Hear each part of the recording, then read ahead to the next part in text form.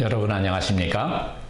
오늘은 늦은 비와 같이 임하시는 그리스도에 대해서 여러분과 말씀을 함께 나누겠습니다.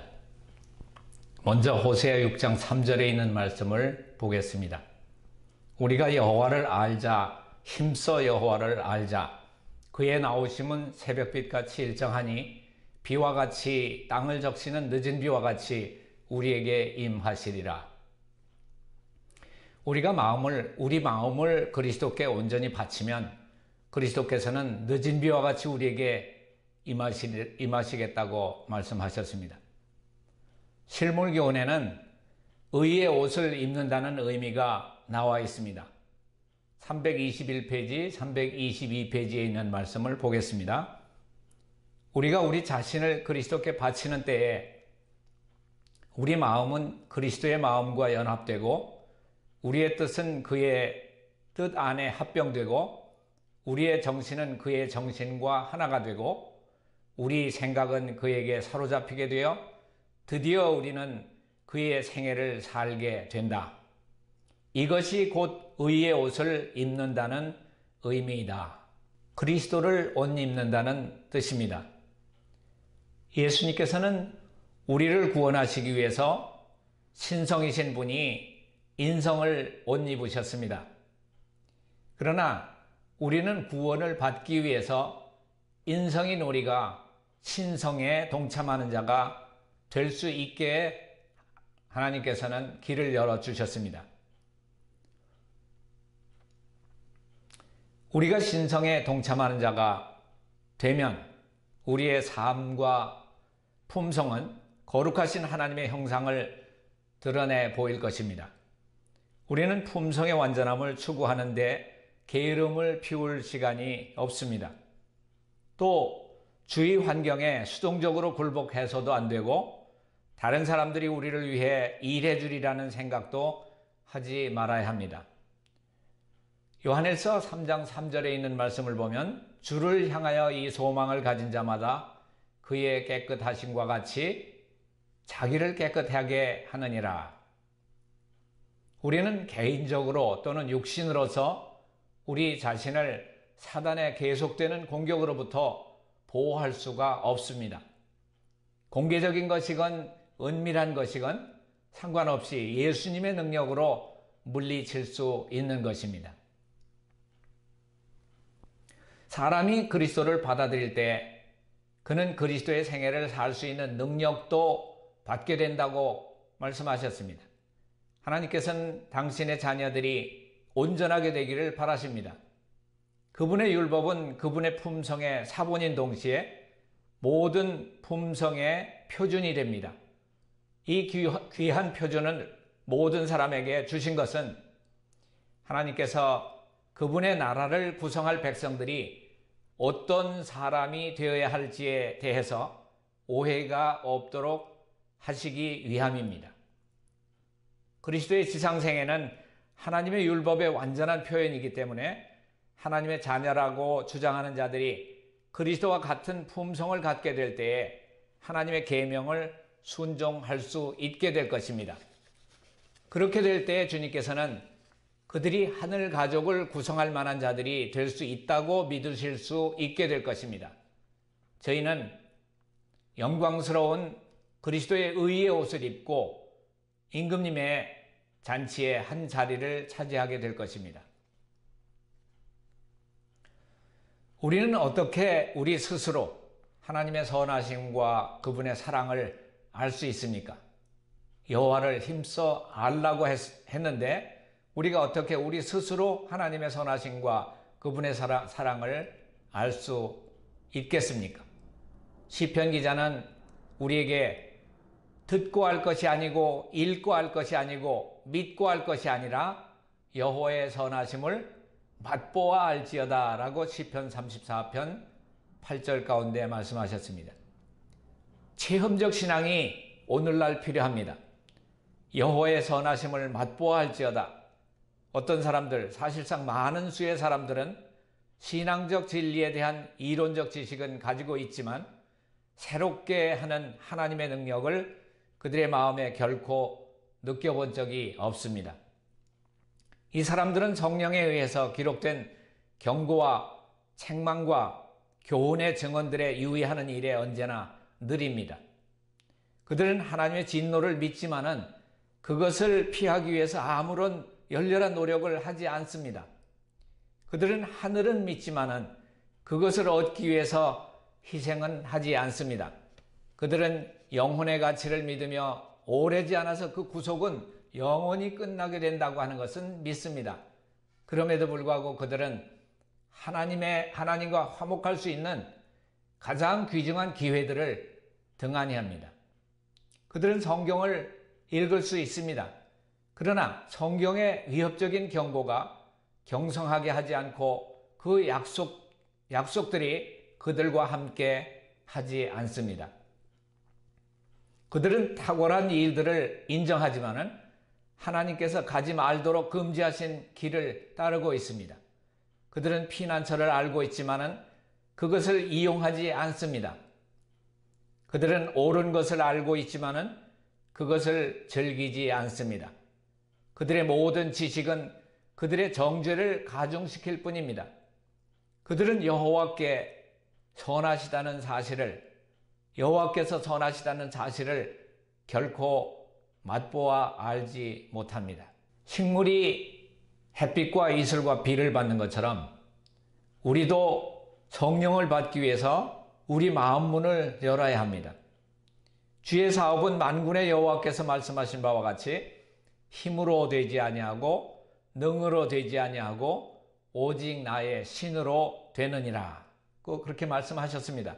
우리가 마음을 그리스도께 온전히 바치면 그리스도께서는 비와 같이 땅을 적시는 늦은 비와 같이 우리에게 임하실 것이라고 약속하셨습니다. 그분은 의의 태양으로서 치료하는 광선을 발하시면서 우리 위에 떠오를 것입니다.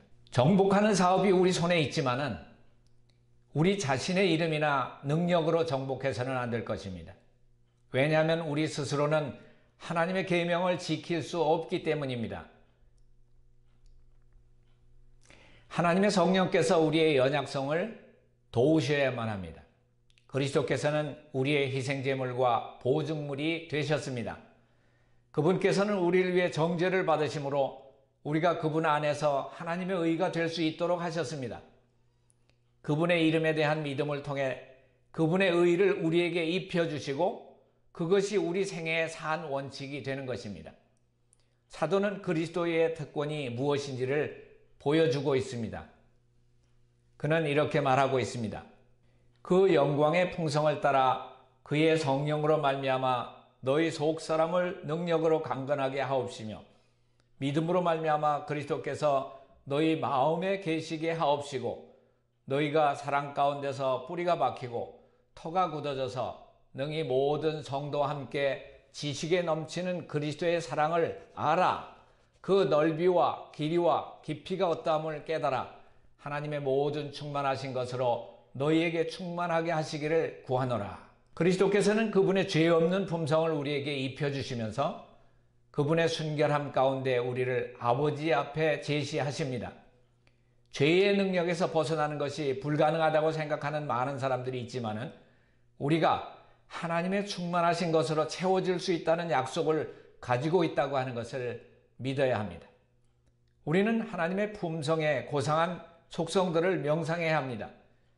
하나님의 율법은 입혀주신 그리스도의 의를 통해 우리가 얻어야 하는 고상한 표준입니다. 그분이 하나님에게서 왔다는 가장 큰 증거는 그의 생애가 하나님의 품성을 드러낸 것입니다. 주님께서는 언제나 하나님의 품성, 그분의 뜻을 이루기 위해서 이 땅에 오셔서 그대로 사셨습니다. 그분은 하나님의 사업을 행하셨고 하나님의 말씀을 하셨습니다. 이와 같은 생애는 모든 이적 중에도 가장 큰 이적입니다.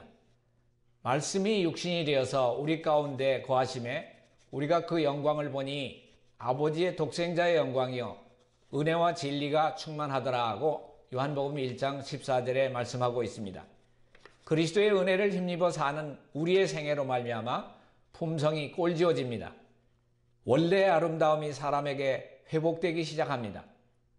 그리스도의 품성의 속성이 그에게 전달되고 하나님의 형상이 비쳐나오기 시작합니다. 이 말씀은 우리가 시대의 소망 가운데 312페이지 가운데서 볼 수 있는 말씀입니다.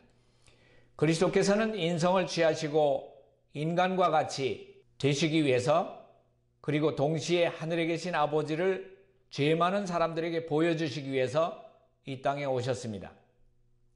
치료봉사 422페이지부터 423페이지 가운데 나오는 말씀을 보면은 태초부터 아버지의 면전에 계셨던 그분, 배울 수 없는 하나님의 본체의 형상이셨던 그분께서만이 신성의 특성을 인류에게 나타내실 수 있으셨다. 그분께서는 모든 점에 있어서 그분의 형제들과 같이 되셨다. 그분께서는 우리와 꼭 마찬가지로 육신을 입으셨다. 그분께서는 줄이고 목마르고 피곤하셨다. 그분께서는 음식으로 생명을 지탱하시고 수면으로 잠을 주무심으로 활력을 되찾으셨다. 그분께서는 인간과 운명을 같이 하셨지만은 흠 없는 하나님의 아들이셨다. 그분께서는 이 땅에서 나그네여 외국인으로 계셨다. 그분은 세상에 계셨으나 세상에 속하지 않으셨다. 그분은 오늘날의 남녀들이 시험을 받고 시련을 당하고 있는 것처럼 시험과 시련을 받으셨지만 죄와 상관이 없는 생애를 사셨다. 부드럽고 자비롭고 동정적이고 언제나 다른 사람들을 생각해 주심으로 그분께서는 하나님의 품성을 나타내셨다. 자, 우리는 무엇을 통해서 하나님을 알게 된다고 했습니까? 맛보아서, 경험을 통해서, 경험적인 지식으로서 하나님을 알게 될 것입니다. 우리는 그분의 말씀의 실체, 그분의 약속의 진실성을 스스로의 힘으로 입증할 수 있어야 합니다. 우리는 맛을 보아야 합니다. 그러므로 여호와의 선하시다는 사실을 우리는 알게 됩니다. 사랑받은 요한은 자기 자신의 경험을 통해서 얻은 지식을 소유했습니다. 그는 이렇게 증언할 수가 있었습니다. 태초부터 있는 생명의 말씀에 관하여 우리가 들은 바요, 눈으로 본 바요, 주목하고 우리 손으로 만진 바라. 이 생명이 나타내신 바 된지라. 이 영원한 생명을 우리가 보았고 증거해서 너희에게 전하노니. 요한은 분명히 맛보아서 주님을 알았습니다. 각 사람은 자기 자신의 경험을 통해서 하나님을 참되시다 하여 인칠 수 있게 된다고 했습니다. 나는 성경이 나의 영혼에게 말씀하시는 하나님의 음성이 된다는 것을 알았기 때문에 성경을 믿는다. 모세는 원컨대 주의 영광을 내게 보이소서라고 기도했을 때에 주님께서는 그를 책망하지 않으시고 그의 기도를 들어주셨습니다. 우리의 마음을 어둡게 하고 우리의 지각을 흐리게 하는 것은 죄악입니다. 우리의 마음에서 죄가 씻겨질 때 하나님의 말씀을 비추고 천연계의 표면에서 반사되는 예수 그리스도의 얼굴에 있는 하나님의 영광을 아는 지식의 빛은 자비롭고 은혜롭고 노하기를 더디하고 인자와 진실이 많은 분을 점점 더 완전하게 선포하게 될 것입니다. 출애굽기 34장 6절에 그분의 품성에 대해서 잘 묘사하고 있습니다.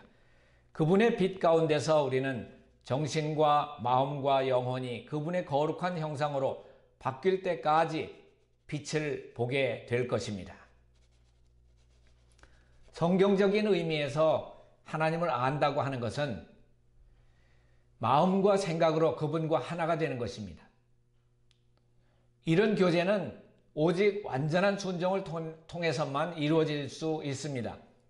이러한 교제가 부족하면 마음이 하나님의 성전이 되지 못하고 인간 대리자를 통해서 자신의 목적을 달성하려는 원수의 지배를 받게 될 것입니다. 그리스도를 안다고 하는 것은 영문 시조 1898년 1월 27일자 말씀은 그리스도를 안다는 것은 그 말씀을 실천하는 것이다. 이 말씀들은 많은 의미를 갖고 있다. 우리가 하나님을 알 수 있는 수단은 단지 그리스도를 알므로써이다. 그리스도를 구주로 안다는 것은 영적 지식으로 활력을 얻어서 그의 말씀을 실천하는 것이다. 자, 실물교훈 415페이지 가운데 보면 우리가 해야 될 것에 대해서 확실한 말씀을 주셨습니다.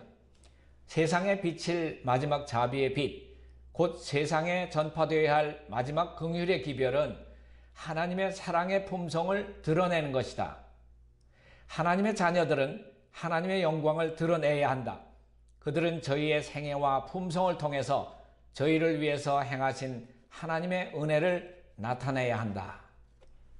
우리가 예수 그리스도를 나의 개인의 구세주로 맛보아 알게 될 때에 우리의 생애와 품성을 통해서 온 세상을 환하게 하는 그분의 영광을 드러내는 것이 세상에 비칠 마지막 자비의 빛이 될 것입니다. 우리 모두가 그 운동에 동참하게 되시기를 바라면서 말씀을 여기서 줄이겠습니다.